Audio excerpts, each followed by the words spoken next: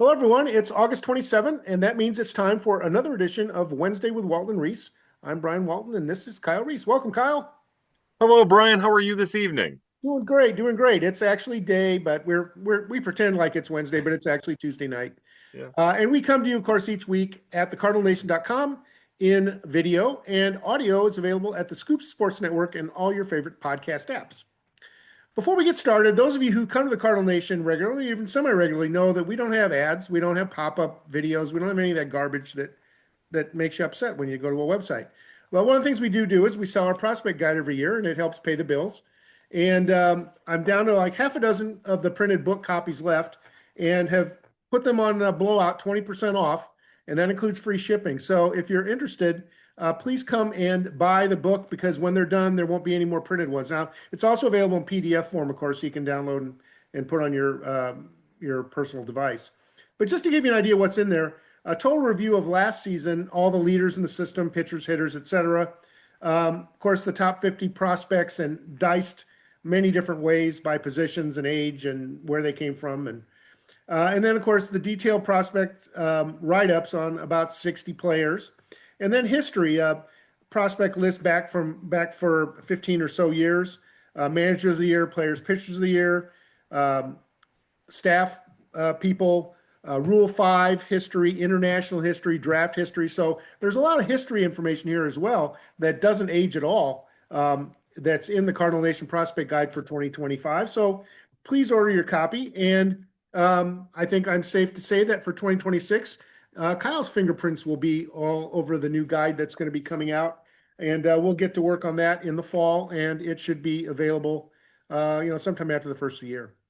Brian, it's something that I find incredibly valuable throughout the year.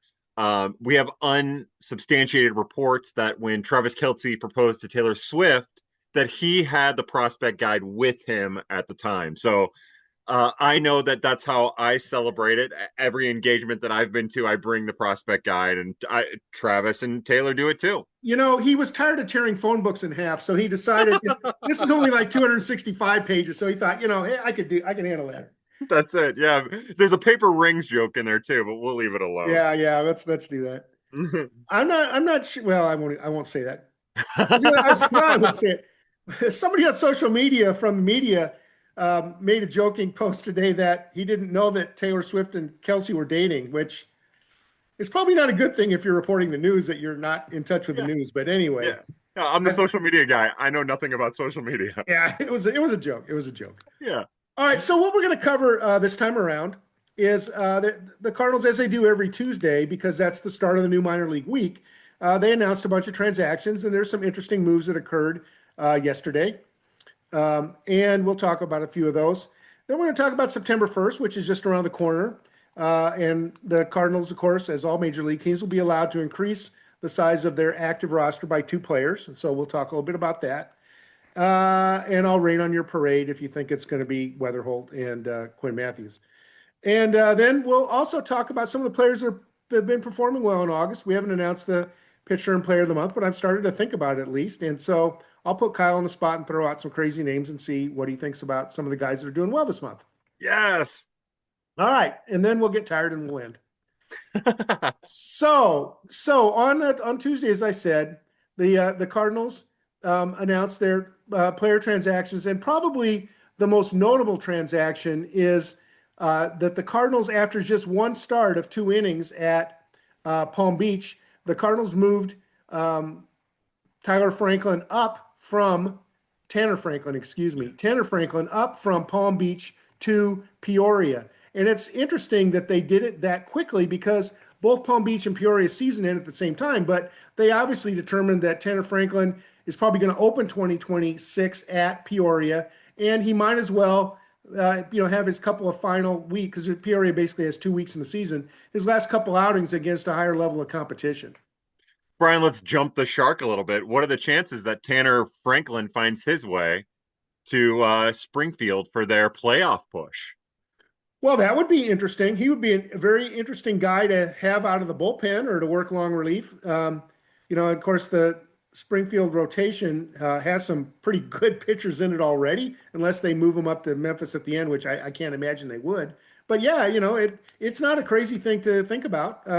He threw 2 innings in his first game, and I think he allowed 1 hit, 1 walk, and struck out 4. So very, very. I don't know if you caught the video of that, but Yes. I understand it was a pretty impressive appearance. It was everything we wanted to see, Brian. That I didn't expect him to get multi innings. Now he was just so efficient in the first inning, kind of like you had anticipated, like we had kind of hoped for. But he was just dominant. That fastball, we've seen a good fastball, a high velocity fastball, just be too much for the low A position players, hitters, and that continued on with Franklin. And but his breaking stuff looked sharp. He looked in control of his body. His mechanics were smooth. Like uh, for a 2 inning debut in an organization, that's about what all you could possibly ask for. So again, I watched it like a time and a half because I was so intrigued by it and so interested in it. And he's a good kid. He's really exciting. This is exciting. And again, we might have talked about this before. I'm sure we did, but just to take a half a step backward, the Cardinals brought all the draft picks. They all signed. Everybody came into Jupiter. The 21 that signed, plus the 2 free agents, and about half of them now have been activated on a full season team. Primarily, well, all of them at Palm Beach now, until of course Franklin moving up, but they were at different stages of readiness depending on how much they worked out and how tired they were after the regular season. So Liam Doyle hasn't yet pitched, although there's some hope he might. Cade Crossland hasn't pitched yet. So a number of the pitchers are just working out in Jupiter and haven't been activated. All the hitters except for 2 now have been activated. And one of them that hasn't been activated, of course, is Mitchell, the outfielder, second rounder. So not only has Tanner Franklin performed well at Palm Beach, now he gets a chance to move up, and that's a lot more exciting, trust me, than throwing on the backfields in August at noon in Jupiter. Not a comfortable place to be. Sounds awful. No, it doesn't sound bad. It just doesn't sound like being able to call yourself a high A baseball player the year that you were drafted. Yeah, yeah. So Tanner Franklin's the one move. The other move I think that was well, there's a couple, but one more move that's very notable, and that's the guy that we sort of wrote his season off, Chen-Wei Lin, the 6'7" right-hander from Taiwan, who missed all of April due to injury at Peoria, excuse me, and then he missed July again. So basically 2 months broken up, and so Lin is only up to about 3 innings or so. But his last couple of starts at Peoria since he came back here at the beginning of this month have been very, very good. And so I guess the Cardinals decided go ahead and move Lynn up to Springfield. And also, Springfield's season goes a week longer than the Class A seasons. Plus, Springfield, of course, is in the playoffs. They're the only minor league team in the system that's going to be in the postseason this year. So the opportunity is for Lynn to maybe get 2 or 3 more appearances, certainly, by moving up to Springfield than he would have with Peoria. He's also a guy that, because he's only made 13 starts, if he's healthy, would be a good candidate for the Arizona Fall League. And that's, of course, something that we'll talk about as we get into next month. But those rosters won't be announced anytime soon. What's your take on, have you seen anything different from Lynn when he's come back, or is he pretty much the same guy as he was before? Yeah, it seemed like he was kind of peppering the strike zone a little bit more than he was before he went on the IL most recently. Chen-Wei Lin is the most fascinating case study pitcher-wise that the Cardinals organization has in the minors, strictly because every Stuff Plus model, advanced metric model, has him as probably the most gifted stuff-wise in the organization. I mean, that includes Quinn. It includes like his splitter. It's a splitter-driven profile when the splitter is working, and his fastball's high velocity. It grades out really well. So for me, when I see this, there's a couple things I do. We know that he doesn't have a ton of experience with organized baseball, of course, but he's going to be 24 next year. He'll be 24 all next year. He turns 24 in November. And he has to be at Springfield. Like, this is actually probably something that should have happened weeks ago, months ago, if he would have been healthy. And it would have happened if he had been healthy, probably, and pitching well. Exactly, Brian. So every Stuff Plus model is going to say that this kid he's one of the best pitching prospects in the Cardinals organization. He probably just needs to throw as many strikes as he can. For me, I'm not a fan of his. I don't enjoy watching him pitch. He's not as much fun as some of the other kids. So what I'm anxious to see is how his fastball, which grades out really well, fools or stymies double-A hitters, because I don't think it's going to, and how the rest of his arsenal plays off of that. So I don't know if he's going to be in a starting capacity. I don't know if eventually that means one of those lefties we've been clamoring for finds our way to Memphis. We'll see, but that's what I'm most interested in. Well, Springfield has a rotation opening because Brant Thompson, That's in his first outing, came up with some kind of a finger problem. I assume it's a blister. Was a blister. So he missed 2 or 3 turns, and now Thompson's going to take a back step to Peoria to throw a little bit, and he'll probably end up with Springfield, heading into the playoffs as well. yeah. Um, Yeah. Another move that I wanted to talk about was one that's not positive, and that is infielder Jonathan Mejia. Jonathan Mejia was placed on the development list, and it's really weird because Mejia was signed in 2022 for about $2 million. And to put $2 million in perspective, that's like the second highest international bonus that I'm aware of since, and I tracked this like crazy since 2016 when a guy named Jonathan Machado got Machado. 2.45 million. And it's the most money. The most money since Mejia signed for $2 million in 2022 is Royal Strope this year got 1.4. So the That's right. Cardinals, as we've talked about before, are a spread the wealth kind of international organizations. So to spend $2 million on a guy, you want to hope that he's going to become a name brand player. And on one hand, Jonathan Mejia is only 20 years old, and whatever reason he tore it up in July, had an 800 OPS, which was his best month. Now all of a sudden you flip the calendar to August and he's striking out 35% of the time, batting 108, just completely lost to the point where the Cardinals put him on the development list, which means basically, go back and work out with the guys in the back fields and try to figure out what's going on here. That's not something you want to see for a guy you invested $2 million in 3 years ago. Yeah, absolutely. And especially because of what the July was so promising. I will say that the way that I'm trying to look at it, and if I'm a Cardinal fan, that I would recommend looking at it is the Cardinals have had success putting players on the development list and working with them and trying to get the most of them. Of course, the first one that comes to mind is Joshua Baez. There's some Zach Showalter there. We're still having issues with his velocity. He's starting to get it up a little bit, but there is a good reason, at least it seems like, to put him on the development list. He's still young. It's funny whenever I think of Chen-Wei Lin. Uh, I'm going to get about Brian. We're going to take the whole roundabout here. They're going to go whole, but like one of the prospects that he kind of reminds me of is Edwin Nunez. And Edwin Nunez, it's because his fastball isn't particularly good, but it's high velocity. And when we saw him get to Double-A, he really struggled. And now he just is working his way back off of the development list. They reworked some of his characteristics, some of his straights, some of his mechanics, some of his release, some of his interesting release characteristics, and we're going to see if he can continue to grow. So that's what I'm hoping with Jonathan Mejia. He was, there's a lot of money invested in him. There's a lot of potential there. There's some positives to take from a prior month, and hopefully he can build on that away from the Palm Beach level. So it's a bummer, but I'm anxious. Yeah, one of the other things that happened with him that I wasn't as excited about is that they started to play him a lot at second base. Yeah. And on one hand, you like guys to be diversified. Just we've talked about that with Weatherholt, right? But when a guy's still in low A and he's already been moved off short, at least part time, that's not necessarily a good sign as far as I'm concerned. But I agree, it's early and we shouldn't.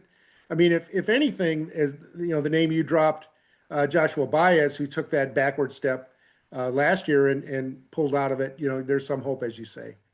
Yeah, it's all about the plan that the Cardinals have in place and how the player is willing to adapt and embrace that plan. And you have to just hope that Mejia isn't as discouraged. The communication is good and he can grow from it.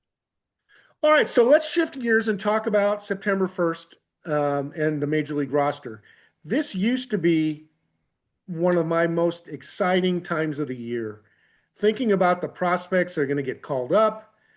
Teams could add players all the way up to their full 40-man roster if they so chose. And of course, the Cardinals right now have 2 openings on their 40-man roster. They could add guys onto the 40-man and call them up. The problem is that once the Major League Players Union wanted to have a 26th man, a 26th active roster player, the owner said, okay, we'll give you the 26th player, but we're going to cut the guys down in September from as a maximum of 40. Realistically, it was 6, 8, in that range. We're going to cut that down to 2. And guess what? Count the money that they save for 6 man months of players versus 1 player. I mean, there's the math. But what that means is, and I went back and looked at the history. I made alluded to it before. Folks would love to see Weatherhold added. They'd love to see Quinn Matthews or somebody else come up. There's also guys who are going to need to be added to the 40-man roster this fall. Jimmy Crooks, of course, one name for sure. Prieto, Max Ragic. There's probably some others that you'd say, well, if they're going to add him anyway, why not add him now? The reality of what the Cardinals have done the last few years is they've used those two spots to activate major leaguers who were hurt. Last year, Steven Matz and Michael Ciani went off the IL. The year before, it was Newt Barr and Helsley who came off the IL on September 1st. And so, of course, the guys who replaced them temporarily in the major league roster didn't get sent back. I went back to 2022 and I finally came up with a couple of names which are so obscure I actually forgot about one of the guys, and that was Yes. reliever James Nail and outfielder Ben DeLuzio. Uh, Raise your hand if you remember Ben DeLuzio, because I don't remember him much. So, unfortunately, September 1's not going to be an exciting time for prospect watchers. yeah. Yeah, speaking of Ben DeLuzio, maybe we'll get to see the triumphant return of Michael Ciani, a defense first center fielder from somebody else's problem. Yeah, but yeah, and Nathan Church, started off, roughly, but has now played incredible. And there's not really a need for Ciani, especially I don't know how close Victor Scott is to coming back, but there's only half a dozen guys on the 40-man roster down in Memphis, and we know the guys that have been on the reliever shuttle: Roycroft, Granillo, Munoz, Veneziano. So it might be one of those. But the only others are Ciani, as you mentioned, and Matt Koperniak, who's not had a good season. Yeah. Yeah, my guess is that, and I guess we'll find out here in the coming days, whatever the timeline is for Arenado or Donovan. Brendan's got to be close. I have not heard any updates at all about his health or where he's at health wise. So we'll have to play that by ear. But yeah, Brian, you're nailing it. That's exactly what's going to happen. It's going to be the relieving carousel, or it's going to be Donovan or Arenado. And if not those guys, then they'll just figure it out when those guys are ready to come back. So yeah, it's boring. It sucks. It's a bummer, is what it is. For at least for me, Brian, because I'm with you. Like Tommy Pham made his organizational debut in September when the rosters could be expanded to 40. And sure, he struck out. Aroldis Chapman struck him out twice, but it gave him a chance to make a major league debut. And I love that. That is the beauty of September baseball. And also, that'd be exciting, right, for the fan base that's drawing 17,000 on a Monday night against Pittsburgh. Like, oh, how about this? How about we'll call up Jimmy Crooks and we'll call up a couple of the players you have to add to the 40 man, some of these other guys, and maybe you want to come out and see Jimmy Crooks catch Andre Palante, who lets up 4 runs in the first inning. You never really know. And that's a perfect segue into our next subject, and that is we're going to talk about some of the hitters and pitchers that are performing well this month. In the month of August, Jimmy Crooks, 351 batting average, slugging 514, OPS 942, continues to drive in runs. I think he's leading the system this month. He's all season long. Crooks has been an RBI machine. This month he's driven in 13 and 19 games, tops in the system. So Jimmy Crooks is playing very, very well right now with the bat. Oh yeah, and he's doing his thing behind the plate too. Yeah, in some ways there's a little the way that they go about it is different, but like I remember Alec Burleson in AAA when he was really lighting the world on fire, and there was some push to call him up to the majors. He was just doing what he needed to do, and I feel like when I'm watching Jimmy Crooks, he's getting drowned out, myself included, because I love Leonardo Bernal and I love Raniel Rodriguez, but he's getting kind of the shiny new toys are kind of taking over his spot in the prospect zeitgeist, if you will. So I think it's been really interesting to see him take positive steps, struggle a little bit at AAA, and make the most of the end of his season. And he's exactly what you would want to see in a September call up. So hopefully the Cardinals can get aggressive and smart, especially because granted Pedro Paez was on a roll, but he's kind of cooled off a little bit, and he's been terrible behind the plate. And Yohel Pozo is the role that Yohel Pozo is. So they've got to figure something out. Now, it would behoove them in the long run and in the short run to give Jimmy Crooks some run. And hey, 5 catchers on the roster. Why not? Let's go for it. Oh no. Poor I mean, depending on how many games Wilson Contreras is suspended for the rest of the year, he gets 6 at a There time, you maybe go. There once you every couple go. weeks. Yeah, he should have thrown a punch or two and got the rest of the year off. Just kidding. Just kidding, kids. Show good sportsmanship on the field, please. Yeah, yeah. The Um, handshakes. there Handshakes you for go. There you Wednesdays go. with Walton. Handshakes. Why doesn't make? I don't. I'm going to get off on a tangent here.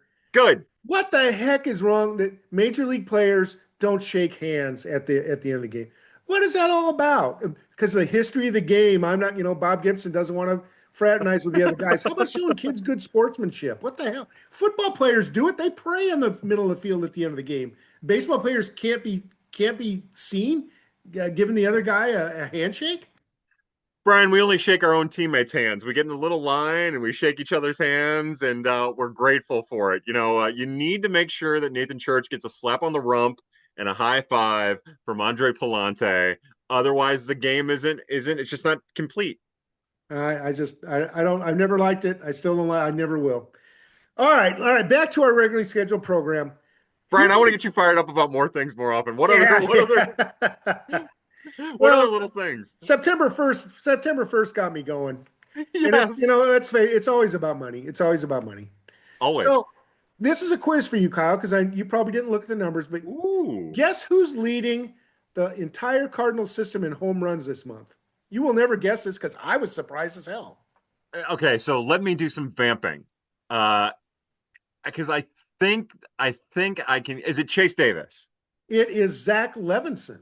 Ah, Zach that's awesome. Levinson. Zach Levinson has 5 home runs, tied with Wilson Contreras, of course, who's at the major league level. Oh, Um, and Zach Levinson is a guy who's literally, just in his first few weeks at Double A, and much like Weatherholt and others before him, not missing a beat at all at the new level. It's very surprising to me because I had kind of written Levinson off maybe as a singles hitter, kind of guy, and he's had 5 doubles and 5 home runs this month. yeah. Intent, Brian. Intent would be the word that I would choose with him. And we kind of hinted at it last week, but when you watch him and Joshua Baez hit back to back in the Springfield lineup, which it happened a couple times last week.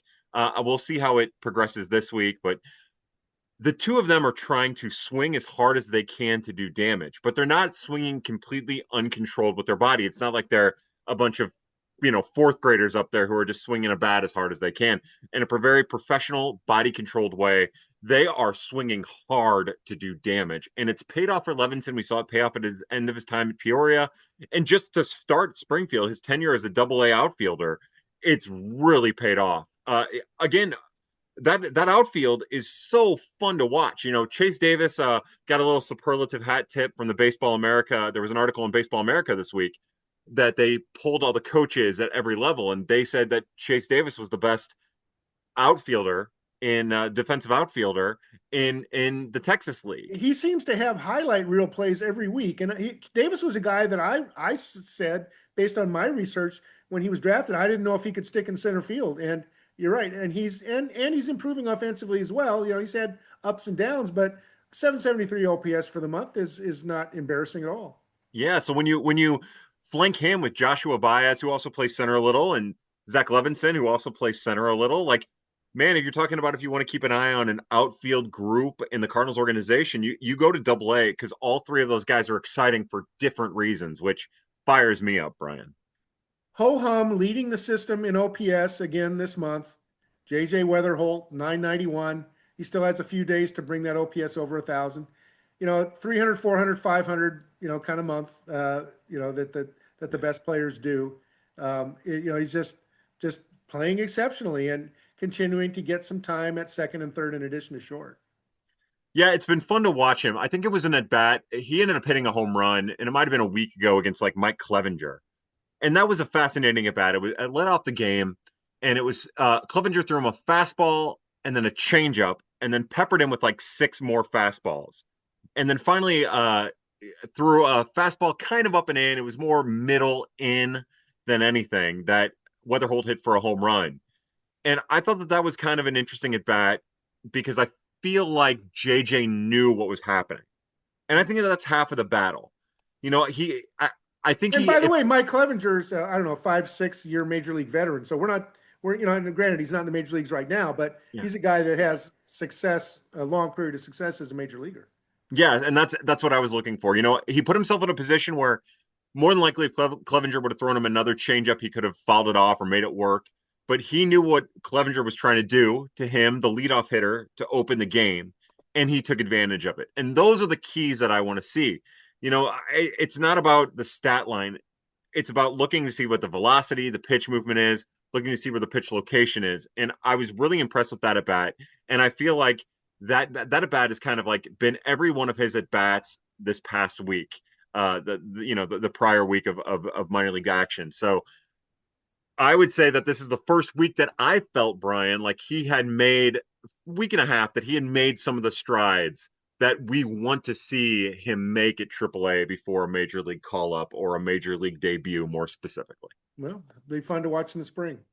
Another guy with a 951 OPS for the month, basically second in the system after Weatherholt.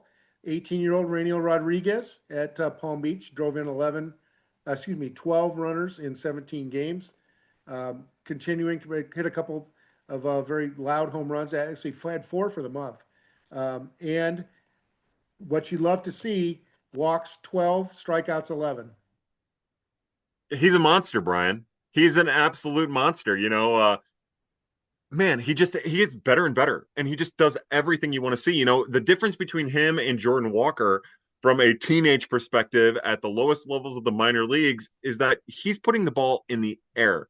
He's hitting the ball hard like Walker did, but he's putting it in the air. And Walker was always the ground first kind of guy. So to see Raniel, to see Ray just continue to pull the ball and also, but to put it on a line, put it in the air, it's a really encouraging thing to see. It's been a while, I guess, since 2021 that we had a teenage prospect this exciting and that it's really carrying. And when you see him behind the plate, there's no reason to think that this 18-year-old should move off a catcher just yet. I've had a lot of people ask me, like, are they at the point where they need to progress his bat through the organization? Now, Brian, you've pointed out that he's not 5'10. He's not the listed 5'10. He's probably closer to 5'8. I think they've made that adjustment. There's some questions about where he might switch off of, but he's an athletic kid. He gets around the bases pretty good. He holds his own behind the plate. So again, I know this is more about the offensive side of it. I feel like we've heard a lot about the offensive side. So I think that there's some athleticism there that will allow him to transition off and also whether it be in a corner outfield or something and be pretty good out there.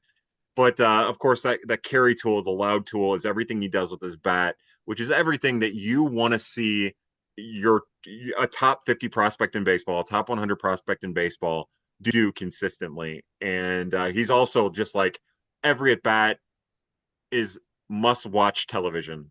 And There we you get to go. watch Palm Beach, and you got to tune in for it. Rainiel Rodriguez. All right. So there's one other hitter I want to talk about, and this is a weird, weird situation. Last in the entire Cardinal system in OPS this month at 403 OPS is the gentleman who also leads the system in RBI this month with 16 RBI in 17 games. And I'm talking about newcomer Blaze Jordan. Only batting 129, but it seems like when he puts the balls in play, it's bringing home runners. But that's probably a representation of the situations he's in, right?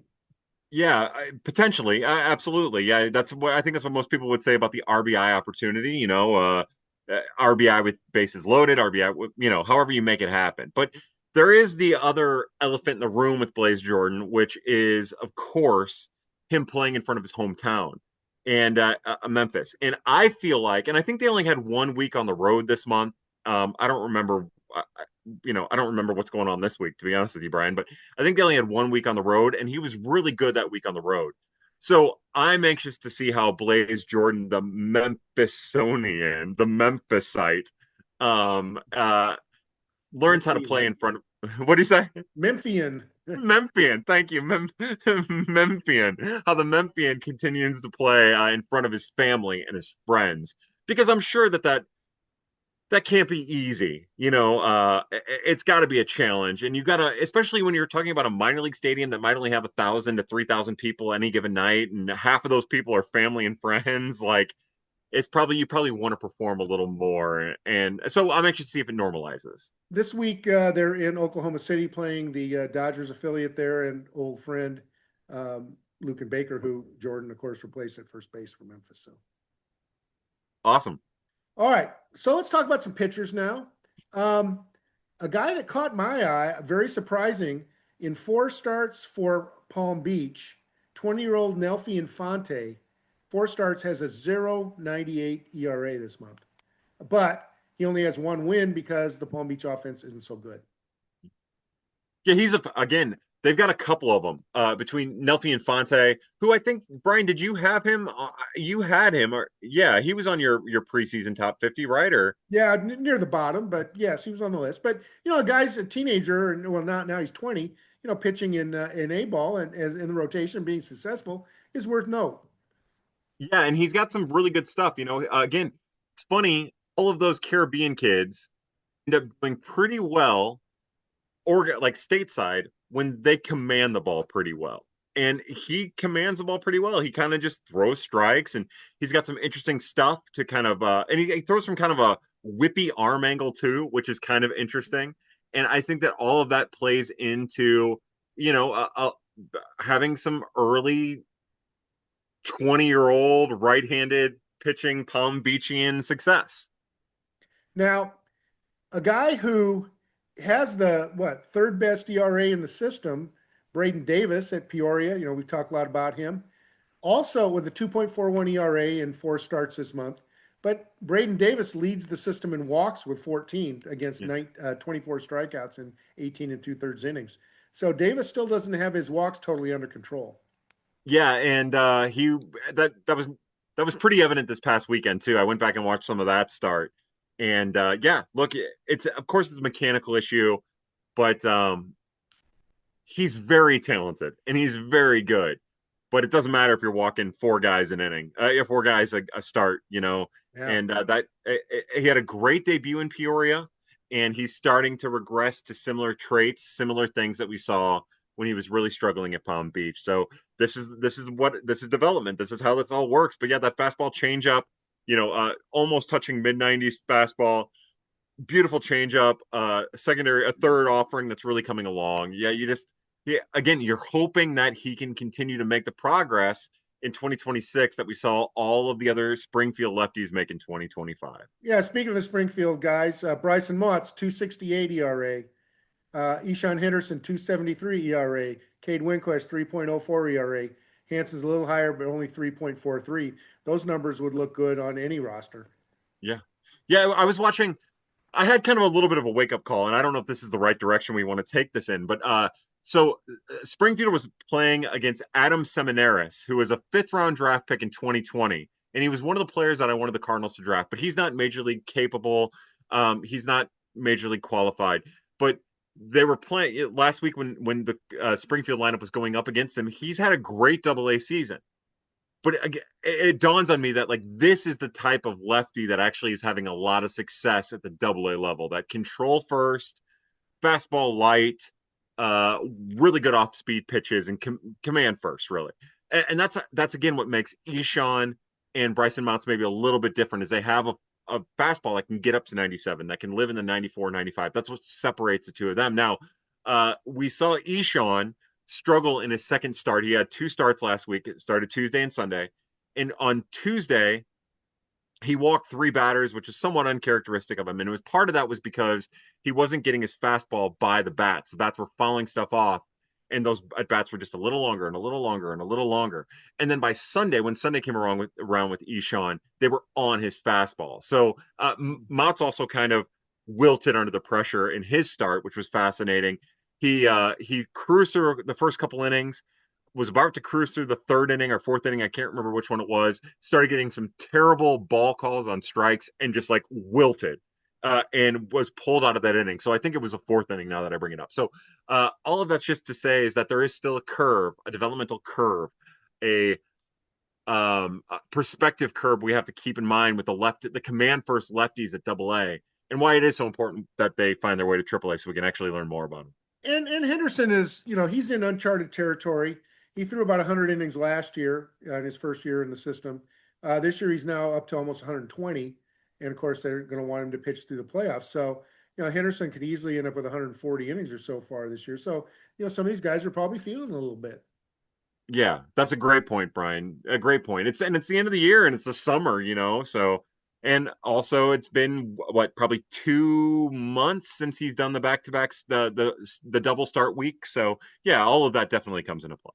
And the double start week that Kyle alluded to, of course, is because the 6-game schedules that they have in the minor leagues, and that second time around, those hitters have had a chance to see you very recently. So that to do well, if you can do well the second time through, that's really something. Or if you don't, it's just a reminder that hey, the hitters, they get a chance, to get a read on what's working for you and what's not. That's right, Brian. That's what makes the minor leagues even more interesting. Kyle, we're about to the end of our time this week, but I want to see if there's anything else or anyone else that you want to cover here before we end this edition. Nope. I don't know any of these other guys, Brian. I can't imagine. If you want to talk more about Travis Kelce and Taylor Swift, we can do it. But I don't know anything about the Cardinals minor leaguers anymore. Let's talk about Jason Kelce. Oh, I would love to talk about Jason Kelce. He would be a great starting pitching addition as we start to segue into our top 30 thick starting pitchers in the Cardinals organization. Maybe the popularity of our podcast can reach the levels of theirs. That'd be amazing. Probably We're not. basically brothers now, Brian. Probably not. Probably not. Hey, but I do go to vacation in Rhode Island, and an area near where Taylor Swift's one of her residences is, and it's very impressive. Sits on this high hill by the ocean, and there's guards everywhere, and it's very impressive. Well, it's her world, Brian. And we're just living it. Yeah. All right, with that, we will conclude the August 27th edition of Wednesday with Walton and Reis. It's funny, we came in and we weren't sure what we were going to talk about necessarily, and we gave you 40 minutes, I hope, of interesting commentary as we do every week, and we'll be back next time around. Kyle, thank you again. Thank you, Brian. It's always a pleasure. And get your copy of the Cardinal Nation Prospect Guide. Please support us, support the site. Thank you. Next time. Bye.